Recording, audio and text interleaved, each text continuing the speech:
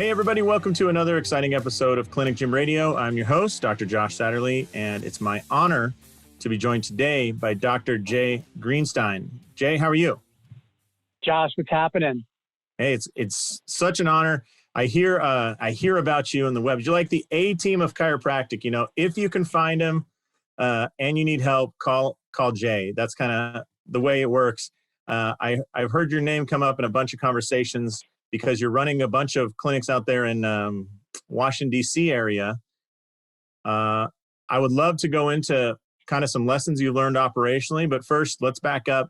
How long you been in practice and how long you had 4 clinics or multiple clinics?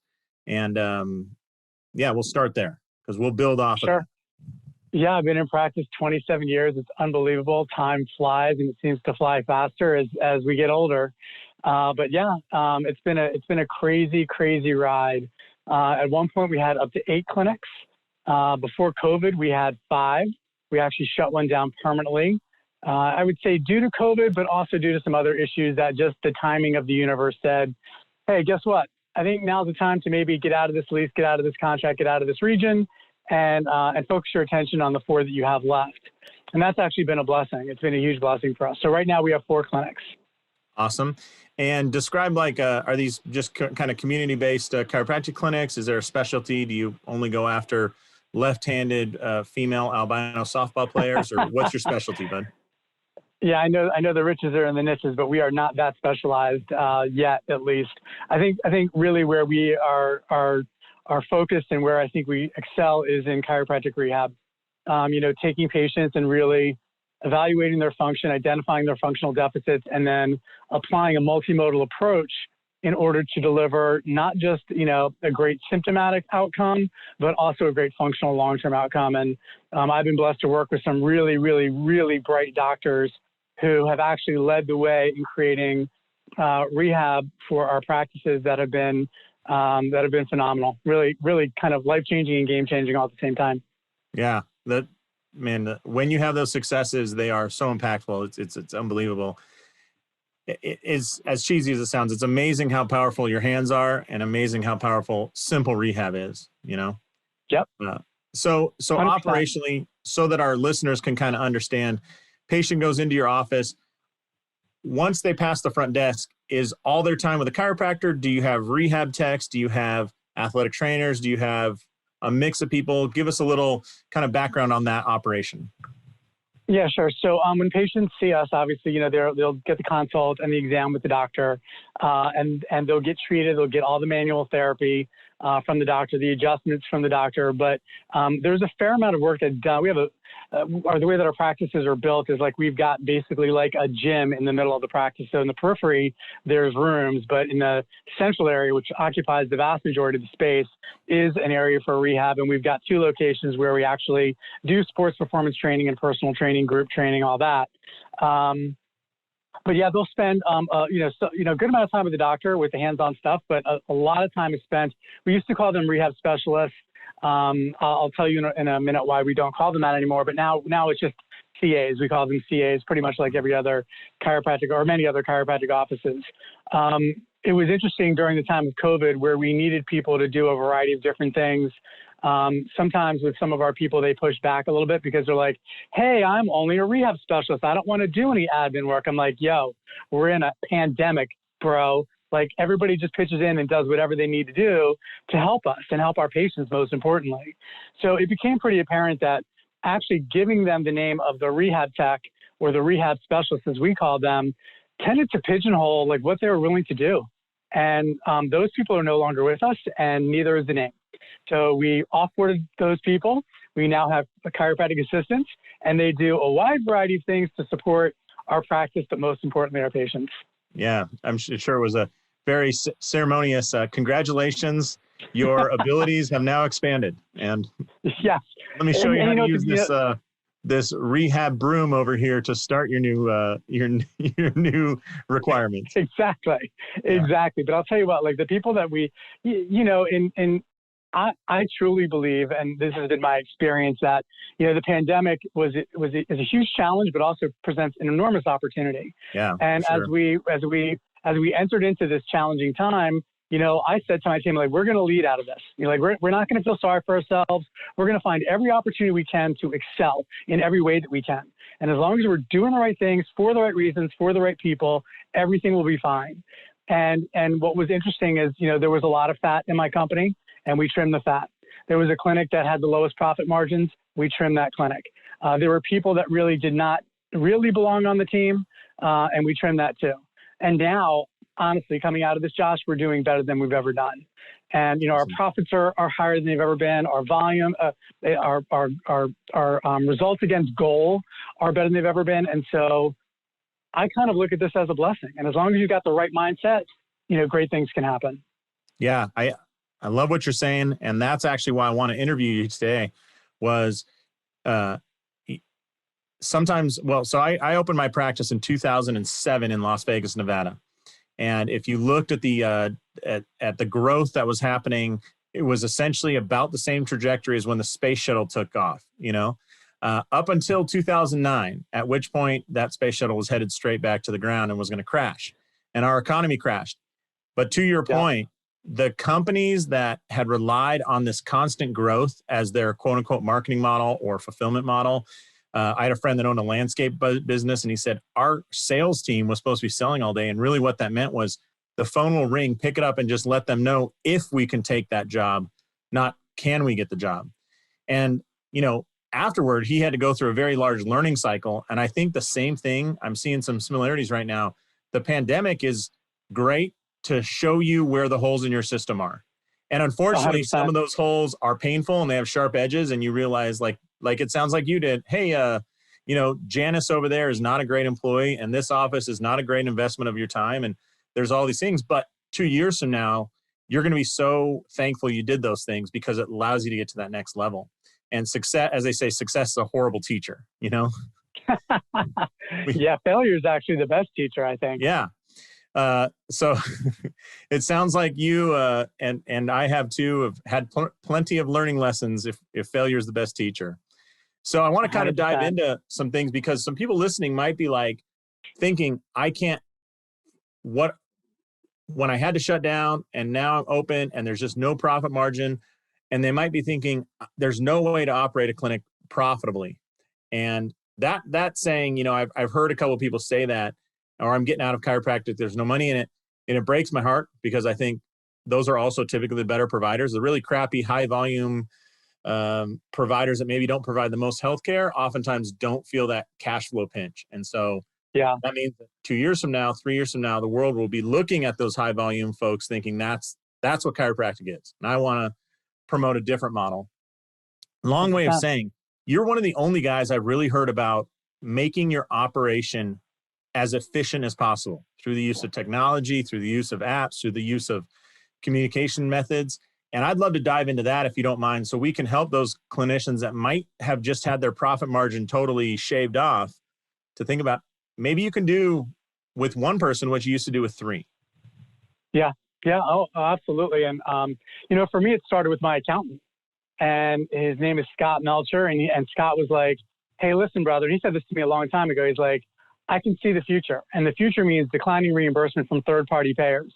And the only way because he was also, he was kind of like my side gig, right? He was a CFO for a radiology company, but he had been an accountant at an accounting firm before that. And so he just, he kept me because, I don't know, I guess I entertained him, every now and then. But he's like, listen, you have to understand the importance of what technology is going to mean for you in the future. And I listen. What I try and do is try and hire the best people, try and hire the best advisors, and listen to them. And he gave me great advice. And so from that point forward, my perspective was always, how can I leverage technology to improve quality and to improve efficiency and to improve profitability? And maybe to a degree, I'm always searching for new things and trying to learn as much as I can about new technology. I drive my team crazy a bit, but at the end of the day, I think it served us really, really well. And specifically related to the pandemic, we had telehealth implemented 2 years ago. It was already done. And so when the pandemic hit, we weren't scrambling around trying to figure out what to do. It's like, click, turn on a switch, hit your mouse button, and we were literally ready to roll. And so, so while I drive my team crazy a bit with new ideas and new technologies, I think overall it definitely pays off. That's awesome. When did your accountant have that conversation with you? Like, hey, this is the future, Oh brother. I God, can see it. it must be like 12 years ago. It was a long time ago. Really? Yeah, That fantastic. So going back, so 12 years ago, he says, hey, you're going to see declining reimbursements. And, you know, I guess a test would be if he'd say, I'm seeing increasing reimbursements. I'd be like, all right, you're fired. You're out of your mind, right? They've never right. increased Totally. as long as I've Totally. been a chiropractor. But so he says that, and 12 years ago, so we're talking about 2008, right? So That's right. yeah. So And go ahead. the funny thing, really, really quick, Josh, the funny thing is in 2009, our local Blue Cross Blue Shield actually cut our reimbursement. And that was the second time they cut our reimbursement since 2003. And I was insurance chairman at the time for the Maryland Chiropractic Association. And I was like, we need to do something about this. Like we have no leverage at all. So it was just funny that a year earlier, Scott had said, hey, like you better be ready because reimbursements are going to get cut. And he was right. And it got confirmed in the worst possible way, right? Oh yeah, we if you include the overall consumer price index going up plus the decrease in reimbursement, it was like a 36% hit to our practice. Wow. Yeah, That just wiped out profit from those patients, right? I mean, like 36% profit would be awesome if you could maintain it. Yeah. I mean, at that point, our margins weren't 36%, so we had to figure out ways to cut costs and drive additional streams of revenue and things of that nature. Yeah. So from a technology standpoint, operationally, making things efficient, there you were, you see your accountant says, hey man, start watching out for this. I can see the future. Then you get hit with it in your pocketbook. I mean, your accountant didn't need to tell you anything. You just felt it, right? What was the first big technological change you made to say like, hey, we're going to make this operation more efficient? I think there were really a couple of things. One was we had separate electronic health records from the practice management system.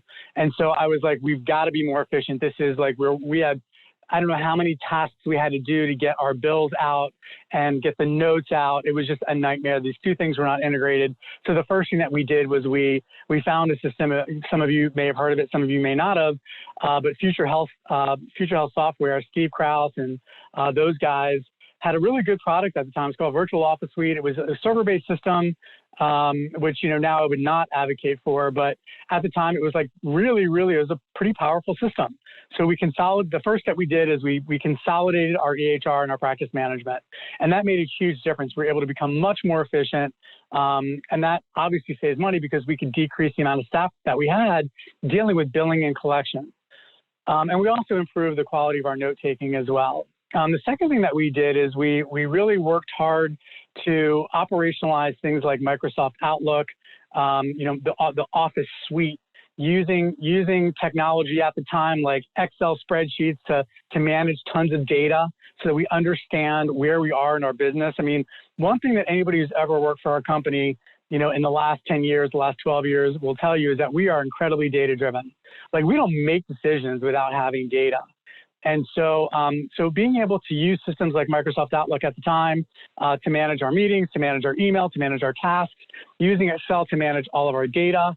And we still actually use Excel a little bit today, although that's going to be changing hopefully really, really soon. We're looking forward to hopefully switching over to Blue IQ as soon as they integrate with Genesis. And I know that process is happening. But having that data really helped us make much better decisions moving forward. And I just want to say really quickly, one of the best business books that I ever read, Josh, was a book called Exponential Organizations by Salim Ismail. And, he talks about companies that grow exponentially. He talks about the Googles and the WhatsApps and the Wazes of the world. And there are specific criteria that create an exponential organization. But overall, there are two main criteria. One is you have to have a massive transformative purpose, which I think all of us in chiropractic have. And the second thing is you've got to be information enabled. Exponential organizations are information enabled. And so for us, data, the aggregation of data, the efficient management of data, the efficient use of data has been like a stalwart for us, like a major kind of pillar for our practice to be able to get through tough times and at times really, really excel. Let me ask you this question because I think one of the one of the best things is, I remember hearing that Google has this rule. You ignore the hippos in any meeting. The hippos are the highest important paid person's opinion. So whoever the highest ranking person is in the room, ignore their opinion. They're just disconnected, right? And Yeah, what you're totally. saying is you essentially went after efficiently joining your EHR and practice management. So that's the provider side of the equation, right? But if we were to look at a pie chart of all the energy burned, all the hours paid between you and every member of your staff, the EHR and getting that going affected you and some of the other providers. But the Excel piece kind of like wrapped or made the efficiency higher for all the other people, right? And so if you I look would at that say pie chart, what I think people ignore the operational side of what you're saying about Excel because they're like, oh no, the EHR is the big piece. And really it is a piece, but I don't know if it's the biggest piece of the energy system. the EHR specifically, just the records, the documentation piece was correct. It was not the biggest piece. It was more efficient than having two separate systems. But because we combined the practice management side of things, which is the billing, the collections, but also the reporting. It's the reporting that comes out of that part of the system that drives the data in the Excel spreadsheets that then drives the decisions. And while the time that was used to do that it didn't take very long, the impact was 10x, 12x, 15x. Yeah. Right? The impact was significant. Does that answer the question? Yeah. And then when you started really getting after the data in Excel, right? So everybody has access to Excel or something like it. It's just not fun and sexy to put stuff in there and harvest it back out. It takes a while to set up and know what you're even looking at. I mean, I've done some data, some data mining, and it's sometimes you don't even know the question that you have to ask at first. And there's no way you know it until you start collecting. I mean, just everybody listening, just start collecting stuff long before you think you know what to do with it. Yeah, 100%. But all the time and hours you put into Excel, what kind of return did you get on that? Well, there's returns still coming. I mean, we first, to your point, we just kind of collected lagging metric data. Like, this is our performance. These are our trends. What do we need to do? But as we started digging deeper and as we applied principles like Six Sigma, and we could talk forever about Six Sigma. I won't bore the audience with that. But basically, it's a quality assurance methodology where you control key variables in a process to get the desired result. So we know we're getting a result. Y is a function of X. We're getting Y. What are the X variables that we need to control in order to drive that ultimate result? And that's where we started to get a lot smarter. That's where we started to collect, and I'll give a perfect example. So if we want to predict how many future visits we're going to have next week, and by the way, I can predict it pretty accurately. All I need to know is the number of current visits that I have this week and the number of patients that have no future appointments this week as well. So if I start this week having 100 visits next week and 50 no futures this week, I know I'm going to have 300. Am I saying this right? I'm going to have, 300 visits. I'm going to have the 100 existing visits that already are on the schedule. And for every single, I'm going to have 200 visits. I'm not doing that right. For every single no future, I'm going to have 2 additional visits. So 2 times 50 is 100. I'm going to end up at the beginning of next week with 200 visits on my schedule. I can predict that week after week after week. So we started collecting data on how many patients in the current week don't have future appointments. We started sending out reports to all the doctors and the teams. So there's visibility. Oh, I have 30 no futures on my schedule this week. I got to get these people scheduled. And all of a sudden, we're seeing our future visits rise. Well, guess what? When future visits rise, so do kept visits. And so that's what we were learning through this process of aggregating data. And again, to your point, just start collecting data. And then once you do that, you're going to start to see trends. Once you see trends, you'll be able to figure out what levers you need to pull to make improvement. Yeah, you ever heard that there's I heard a data scientist talk. He said, we can predict when you buy the most potato chips in your life, when women buy the most potato chips in their life. And he said, very simply, the average age women have kids is 28. And when kids are at 14, you buy the most potato chips because the girls aren't yet self-conscious about their bodies. And that's the age where you want to have a little bag of snack to throw to a kid. And so at 42, women buy more potato chips than any other time in their life. If you just cross-reference those two factors. And he said, when you're talking to Frito-Lay, that they want to know that, so their target market's 40 to, by the time they go to 42, 43, their kids are starting to say, maybe I don't want to eat chips. Maybe I'll have some veggies or something like that. But anyways. Right. So you're given that future information. So that was 12 years ago. What were you guys focusing on, say, 6 years ago? So halfway between when your accountant made this proclamation. And so we're talking 2014, 2015. You had some good data capture, right? You guys were in the, it wasn't strange to analyze that and drive behavior off that in your office, as crazy as they thought you were, right? Yeah, exactly. And then what were some of the other iterations or improvements you needed to make based on what you're seeing? Yeah, probably one of the biggest steps that we took, it might have been a little longer than 6 years ago, but not by much, was we implemented Salesforce. So, we have these physicians, medical doctors and other referral sources that are sending us patients, and we needed a way to store that information, evaluate that information, make decisions around that information about how, what kind of touch points we needed with our referral sources. And so we implemented Salesforce, and quite honestly, I think it was, for 5 licenses that we have, it's like a few $1,000s a quarter. It's not a huge investment, but that software platform is a behemoth. I mean, you could do so many things with it. And so it is our customer relationship management software. And we've been we now have dashboards, with a click of a button, we can look at, exactly where our referral sources are sent, or, how many people are coming from Dr. Smith, Dr. Jones, Attorney Bill, a health fair that, we might do, or all of our digital strategies. We know exactly where our patients are coming from, and then being able to assign a value to those patients. Like, we know the approximate dollar amount for every new patient as far as billings and revenue is concerned. And we even have evaluated by sector of new patient. And so we're able to identify really our return on investment based on the type of marketing and sales strategies that we have in the practices. And I think Salesforce is probably, 6 or 8 years ago, is probably one of the biggest infrastructure technologies that we implemented that's had an enormous impact on our practice. Hey, I want to tell you all about Membrant. Membrant, with a D in there like Rembrandt. Membrant is an app platform. Now, this company is the one who built the Clinic Gym Hybrid app. And if you purchase our accelerator program, you will get firsthand knowledge of what they do. But I think this is the next evolution in clinics who want to really give their patients better care, better service, while making it more convenient. So what Membrant can do is help you design a custom app for your company. This isn't just like rebranding somebody else's. This is your app that lives on the App Store and your patients can download. Now, what's the power of an app? Well, let's just say, for example, that you have a certain protocol that you want your low back pain patients to go for. So let's say you include the McGill Big Three, a little talk about repetitive motions, and finding your kind of McKinsey protocol of reducing your pain through those repetitive asymptomatic movements. Well, you could tag the patients, meaning that you kind of put them on a list that says you want them to have access to the low back protocols, right?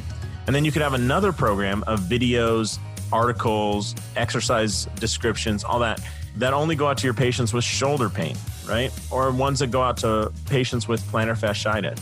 If you can build that program, then what Membrant can help you do is make sure that only the patients that really need the plantar fasciitis exercises get that delivered to their phone. That thing that they're staring at, some estimates say as many as 500 times a day. All right.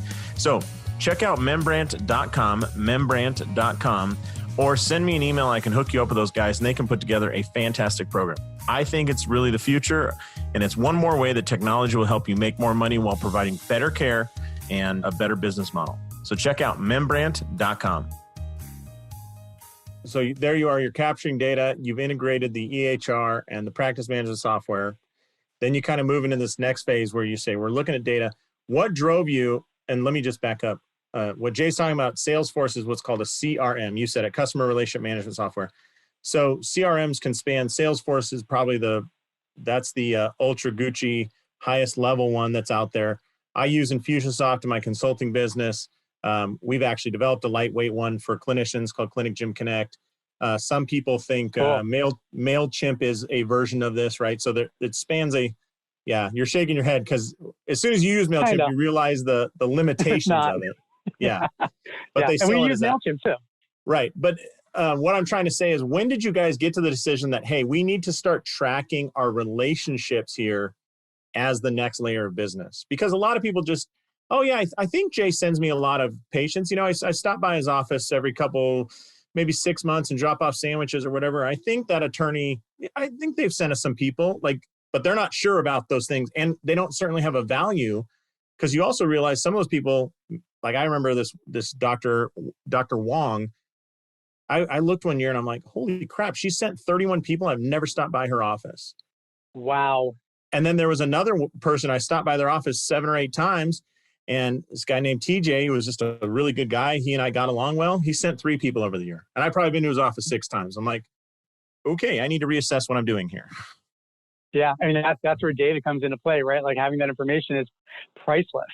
And you asked a really good question. So we realized that we're data driven. So like, we were collecting this information, but it was on an Excel spreadsheet. So there was no dashboard that we could, like, at a very high level, strategically look and see what's going on as far as our referral sources were concerned. So, you know, for the folks that are listening out there, you know, please don't get frustrated or don't think that, you know, you're behind or whatever. Like, you can start with Excel, and then once you start to master that data piece, you can start investing in other technologies that will allow you to be more efficient. And that's really, Josh, what happened to us. It was like, okay, we've got a lot of data, we've got a bunch of practices, we've got a bunch of referral sources. It's really hard to understand it. So what else is out there that we can leverage that will allow us to be more efficient with our time? You know, spend less time and money paying someone and using technology to scale the rate at which we understand data. And Salesforce was a big key for us. Awesome. So Salesforce was, you said maybe 7 years ago-ish. I don't remember. 7, 8 years ago. Yeah. Something like that. Yeah. So you're progressing, you've got that handled. You got this integrated practice management software and EHR. And at the same time, it sounds like you're also expanding the number of clinics. So this whole ecosystem is growing, and you have more providers, more support staff, more, technology issues, more everything issues. What was the next big step you took to really make your system more efficient? Yeah, that's an easy one. So we switched to Genesis Chiropractic software. I don't know if you know Brian Capra. He's a really good guy. He's a chiropractor. He partnered with a guy named Erez Liov, who is a data scientist out of Princeton. Kind of smart, smart. And they created a system, cloud-based system, that quite frankly is remarkable. Now, let's face it, like, there is no perfect EHR. There is no perfect practice management system, but there's 2 things that I love about Genesis. The first thing I love about Genesis is they built in automated workflow. So get this, Josh. What happens is you set up a task checklist inside the system. So if you have a process that needs to get executed by an individual, you just set it up and it's automated inside the system. And when those steps are supposed to happen, a task will fire to that individual who's supposed to complete that task. And it either gets completed or it doesn't. And so there's great visibility into your people and how they do their work. They're either completing their tasks or they're not. So instead of people managing other people, we now have automation helping to, and I really don't like the word manage, I just like support. We have technology supporting them so they don't have to remember everything. Oh, I have to do this task, I have to do that task. It's right in front of them on their task checklist. Like, they know what they need to get done. So I just want to break this down so people hear, because I think that I don't want people to get discouraged by, you're quite a few steps ahead of a lot of practices, which is awesome. And congratulations. I don't want them to get discouraged about what you're saying. And I want to make sure they understand how powerful it is. So workflow in an office might be, I'm going to try and make a simple one. Josh is working the front desk, and then so his job is to greet the patient, make sure we have a copy of the insurance file and the driver's license. Then he assigns to Dr. J. And Dr. J is supposed to take vitals, height, weight, blood pressure, pulse. If you forget to do any one of those, the system says, oh, you didn't actually take her pulse and you didn't get respirations or whatever it is, right? And then a handoff might happen to Dr. Jane, and Jane's job is to do a head-to-toe exam, render diagnosis, and initiate the first adjustment. And then they're handed off to Steve, who's the CA, to do rehab. What rehab did you do? How long did it last? How many minutes? And so that workflow of that patient visit can be built out and checked off. And it'll tell you, hey, Jay forgot to do, pulse and breathing. Yep, spot on. That's exactly right. So Okay. yeah, thank you for breaking that down. That's perfect. And there's a wide variety of processes in our practices. Some of them are known, some of them are unknown to some folks. But this is where you standardize process. This is where, again, Six Sigma kind of comes into play, where you control key variables to get the desired result. And those key variables are the steps in a process. So the task checklist and automated workflow is one thing that I love about Genesis. The second thing that I love about Genesis is I can literally now pull any clinical or business metric out of the system, and I can run reports on it. And when I first joined Genesis in 2016, we could only pull like financial data, but now we've worked with them to develop the clinical piece. They've revamped the platform. So now, because our goal is to be able to aggregate clinical data over time and look and see, by diagnosis or by gender or by demographic, what doctor is getting the best outcomes. And whatever they're doing, then we can teach our other doctors how to do just that. And so it's about continuous improvement over time. And so the ability to pull the data out of the system and evaluate outcomes is like a monstrous step forward. So it's taken us several years to work with them to help rebuild it. But July of 2020 was when we started on the new system. And so a year from now, we'll be able to pull some serious clinical data and start evaluating our patient outcomes with each of our providers by diagnosis and, again, demographic or whatever other variable we want to look at. I love everything you're saying here, because, if I were to refer my mother to you, I would want to know that she's going to the person who has the best clinical outcomes and the fewest number of visits for anything, right? I mean, you would love to look at a directory of providers and say, like, who's the best for neck pain? Oh, Jay can get you better on average at 6.3 visits, whereas everybody else is above a 14. And if we can learn those moves, why are you so much better? It certainly, funny story. I had a patient, and his business was back in the day when they were going from like regular fluorescent lights to LEDs. He would go into these offices and go, hey, we'll come in at, after you guys close down at 6 p.m. and we'll swap out all the lights and blah, blah. And for a big office building, you're talking about tens of thousands of dollars of savings a year, right? And so he said he had one technician that could do, I'm trying to remember the number, 6 light fixtures per hour, and everybody else could do 2 to 3. And so he's like, man, I got to figure out, how are you doing this many? Because he paid by light fixture to keep motivated. And this guy's he's like, this guy's taking me to the poorhouse. I'm like, well, not really. I mean, he's getting it done. So Right. The one thing he learned is when you're doing this, you have to do a little bit of rewiring and you have to replace some small parts. Well, what the other guys would do is they'd open up the light fixture all the way, do the rewiring, and then most of what the time was taking him was to clean the desk and the area below him. Little, when wire gets cut, the little insulation and wrappers and wire nuts and all this. So they'd have to spend all the time cleaning. What this dude realized is if you took the on a fluorescent light fixture, it like the big plastic piece swings down. So he took these little pieces of wire and didn't let it swing down all the way. And then all the work he did, it caught all the parts and trash in that thing. So at the end, he just took that, brushed it into his little pocket and moved on to the next one, didn't have to clean. And so it's a simple change. It would have required like just behavior and 2 pieces of wire. And my friend's like, oh, he said it was great because now 2 technicians can do what it would take 4 or 5 to do. We can get so many done. It's unbelievable. Yeah, that's amazing. Yeah, all you had to do was just let somebody, somebody in that building has the expertise. In your situation with 4 clinics, somebody has the knowledge. Let them share it, Absolutely. Yeah. So you add Genesis, you've maintained Salesforce, you have all these integrations. What was the next thing where you're like, we gotta move to the future? So the last 2 years, or looking forward, what are you looking at? Yeah, so we did a rebrand in 2018. Our company name for a really long time was Sport and Spine Rehab. And, when I created that name decades ago, literally there was no other sport and spine rehab. And in fact, a lot of chiropractors weren't even doing rehab in their practices. We're talking, 20 some years ago. Over the years, like you just drive down a main road where there's chiropractic offices, and sport or spine or rehab is probably somewhere in the mix. And even physical therapy, PM&R doctors, it's just a very common name. And, I think we at least we believe that differentiation is a really important competitive advantage. And a lot of that has to do with the image of your brand. And so I was getting fed up because a lot of our referral sources were getting confused. They were like, oh, we're referring you patients. We're like, no, you're not. Like, there was this brand confusion about who was who. And so I went to my team and I said, to spine and sport rehab and, Bethesda Sport and Spine and all this stuff. And, right, but not to you. Sport and spine rehabilitation, like, no, but not to us. Right. Yeah. And, and some of these people were longstanding referral sources. So they intended to send to us. They just weren't, or their staff didn't remember or whatever. So I went to my team and I was like, we need to change our name. And in the course of that conversation, Josh, it became more than just about a name change. I was like, guys, we need to literally rethink everything that we're doing in our practice, like everything. Like, let's think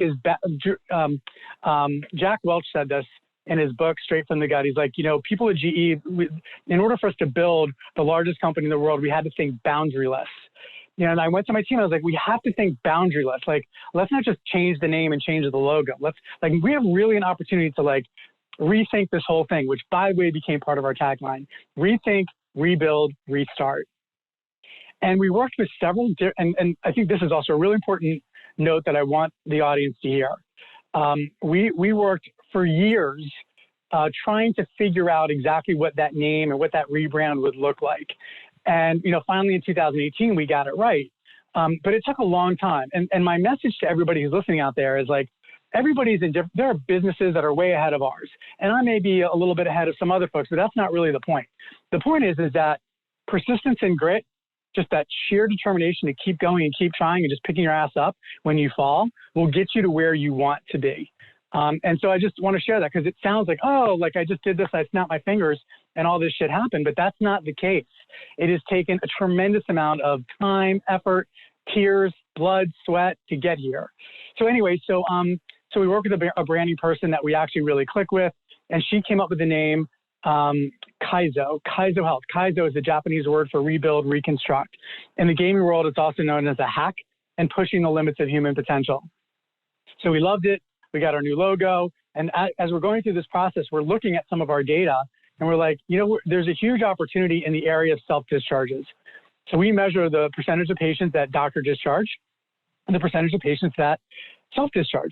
And we shoot for 10% self-discharge. That means 90% of our patients complete their care plan. And we don't have long care plans.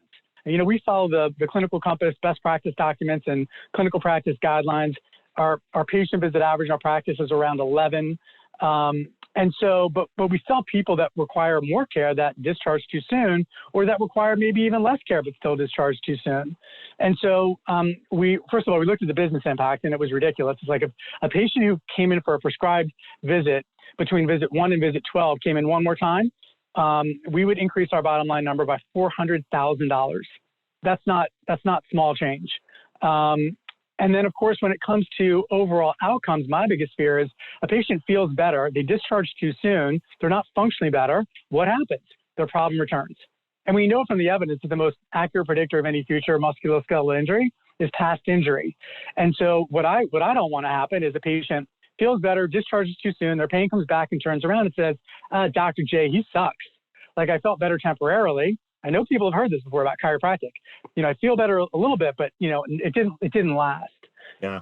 So we looked at the literature, and there was lots of evidence, several years ago about mobile apps improving medication adherence. So our hypothesis with my research team was, if we built a custom mobile app, could we gamify the patient experience and could we increase adherence? That was our primary hypothesis. So we mocked up a mobile app. Luckily, I had someone fall into my lap on my team who went to undergrad for biomedical engineering at University of Virginia. The guy is like a genius. We call him the wizard. His name is John. Any of our customers that are listening out there, John. He's amazing. And he built this app for us. And then we tested it, right? We looked at the data. And in a 90-day period, we had 510 patients who downloaded the app. We compared that to 453 patients who did not download the app. and we had a 4.7 visit increase in the app downloading patients. And that is a 36% increase over our average or over the control group, which was the non-app downloading patients. I'm gonna stop you right there. Sure. I'm gonna pick myself up off the floor. I'm gonna try and lift my jaw. What you're saying is you basically compared 500 patients who downloaded the app and used it to about 500 patients who didn't. I mean, they're almost the exact same number. So we're not talking about 5 people. We're talking 500 in each cohort, right? Yep. Yes, and sir. then what you're saying is when people downloaded and used this app that at the time was version 1, this dude had just created, right? I mean, this wasn't even like improving everything. Version 1, you saw just over 4 additional visits that they'd come in for. That is correct. So in that group alone, you're talking about 4 times 500 people. So 2,000 visits just by downloading a piece of software. That is correct. Okay. So did you go to the hospital? Because when they, I'm going to make a bad joke about, if the sensation lasts longer than 4 hours, see your doctor for it. Like, right. From a business owner perspective, this had to be the biggest breakthrough that you've ever seen in your practice. Right? I mean, you've talked about improvements, but this is free money. And it's free money and people getting better. This is like the Reese's peanut butter cup of care, right? Like peanut butter and chocolate baby in one. Totally. It was. And I got to tell you, Josh, I had no idea what to expect because, when you do research, you literally don't know what the data is going to show. And when we reviewed it, I was pretty floored. I was pretty amazed.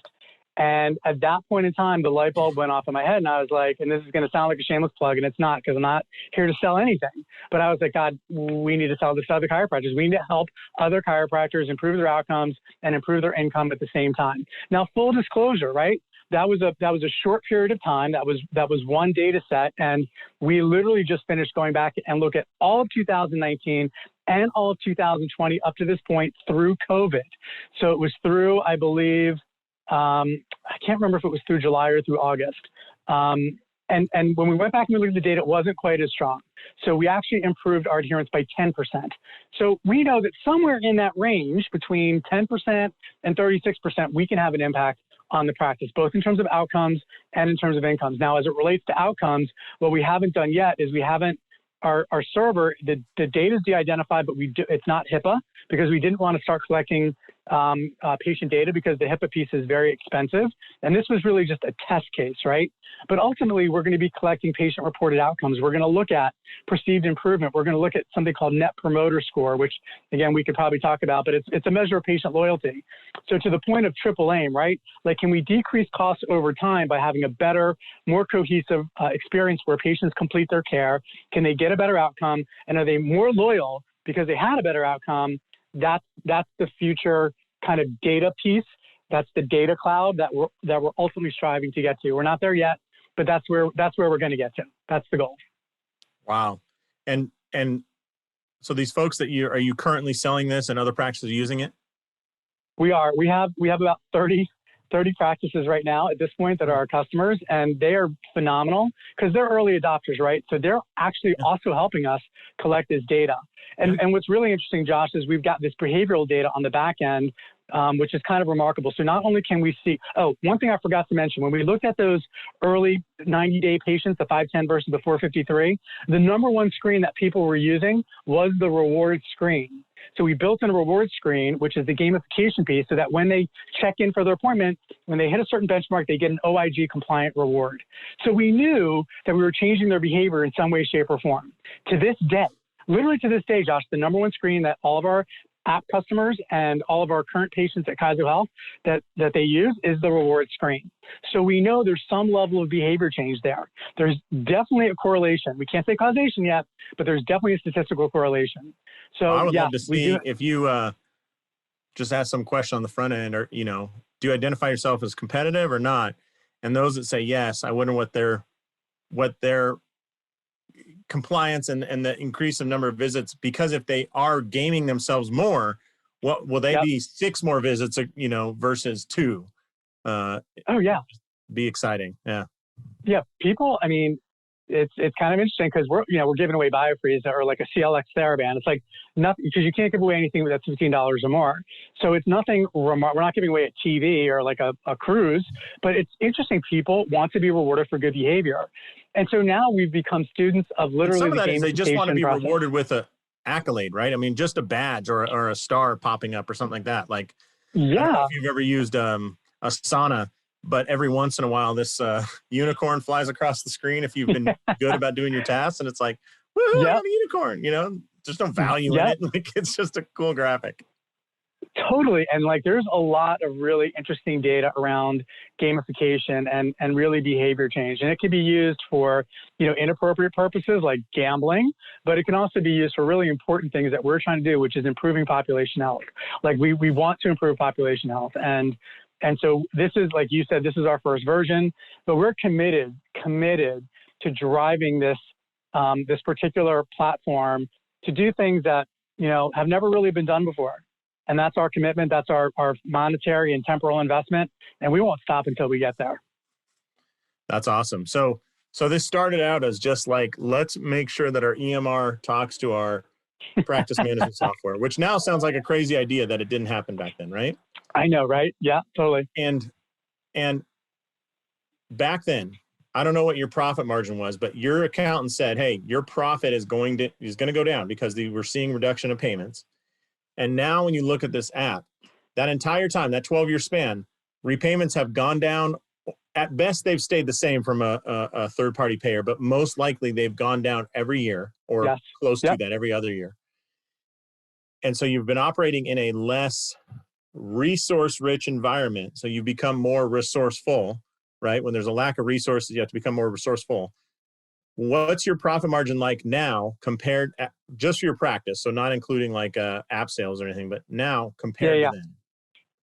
So we were at about prior to COVID hitting, we were, depending on the year, we were somewhere in the range of 2 to 6% margin, and that's how thin it was.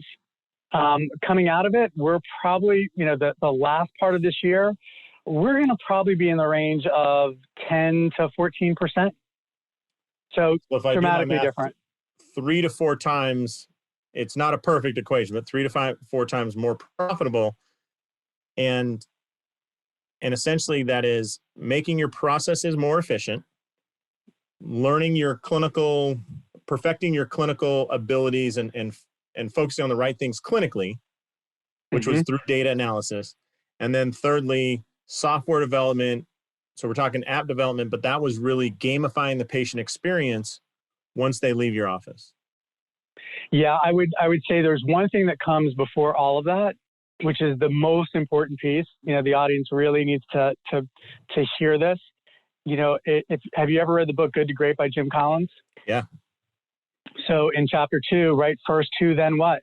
I would have never, this is not the Jay Greenstein story. It's just not. This is about the Jay Greenstein's team story.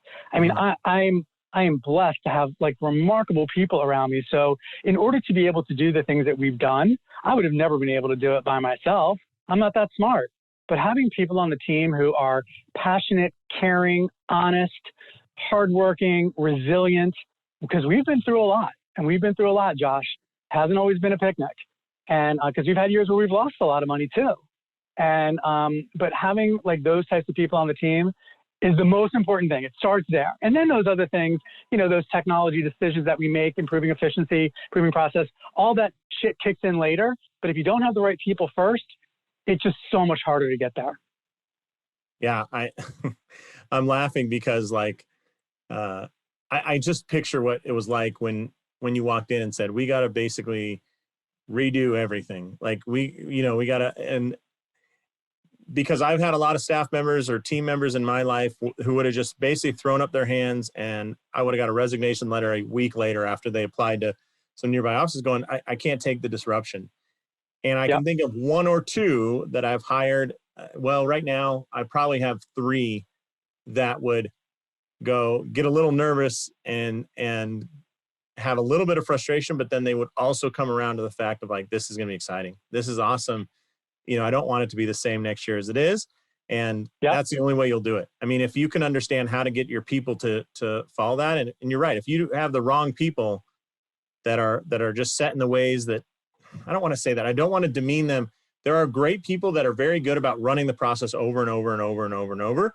And those people are great once you have the process. Yeah. I mean, they're highly valued. You don't want somebody like me that runs the process 3 times, gets bored with it, right? Like, yeah. That's me too. Yeah. But then the flip side is you want to be able to balance that with like, hey, how can we make this better? If you go onto YouTube, I don't know have you ever heard of a guy named Paul Akers?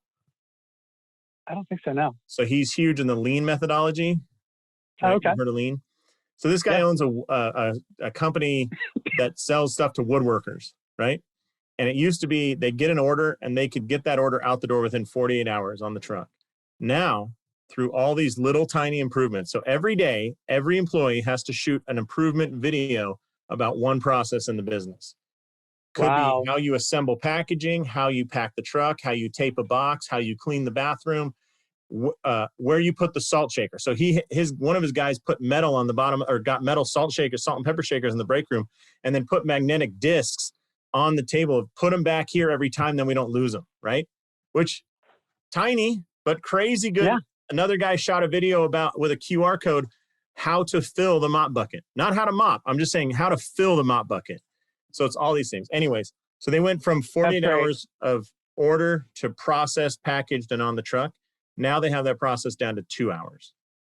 Oh my God. The biggest problem is that customers call in, make an order. We have it on the truck. It's already shipping. They call us back and go, you know what? I don't need 6 bottles. Could you add 4 more? And it's like, well, I send a second shipment, but I can't stop that. We'll get that 2 hours later. Yeah. And so everything is about improvement. And he says, if you're not willing to make that improvement, you're not willing to shoot that video, you're not going to be comfortable here, because we all improve every day, Yeah, so for sure. And it's about a culture fit, right? It's like about making sure that whatever the core values are of the business owner, that you're able to identify, hire, and train the people that are the right fit for those roles. And when you do that, magic happens. By the way, that guy also, one of the products they sell, you put it inside your drawers, like a desk drawer or anything, just so you have 1 pen, 1 pencil, like get rid of all the crap. You don't need 80 pens. And it's called Kaizen Phone. So it's almost Kaizen. Yeah. I love it. I love it. Yeah. So anyways, well, this has been great, Jay. I really appreciate it. If folks are interested in your app, so they want to jump to that next level, how can they find out more information about it? Yeah, absolutely. So they can go to our website. It's www.kaizenovate. It's a different company. It's not Kaizo Health. Kaizenovate, Kaizen as in Nancy, OV as in Victor, AT as in Tom, E.com, kaizenovate.com. And you can just click on the link, app development, and we can do a demo for you. You can download a demo app just to play around with it. It's a really basic version, but the thing about our app is it's fully customized and branded to your practice. And so it provides a great opportunity for differentiation, but there's also lots of other functions, like literally your patients can refer a friend or family member with a couple clicks of their thumb. The days of handing out home exercise videos and handing out business cards for someone who wants to refer somebody, those days are over. Everybody's on their mobile device.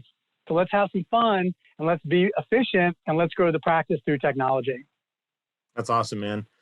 I'm so excited. I just think if there's anybody, when you look at data, I mean, I'll tell you, we had a guy build a dashboard for us just in Google Sheets and put some graphs in there. And we have this little medical legal consulting company. And the first thing that popped up was, hey, I got good news and bad news. I got all your cases loaded, all your blah, blah. Bad news is, and I'm sure, the guy's like, I'm sure this data is correct because I know it's coming out of good sources. You're owed $123,000 and I can't see any evidence of you making any moves to collect that. I'm like, what? Huh? Say again? What?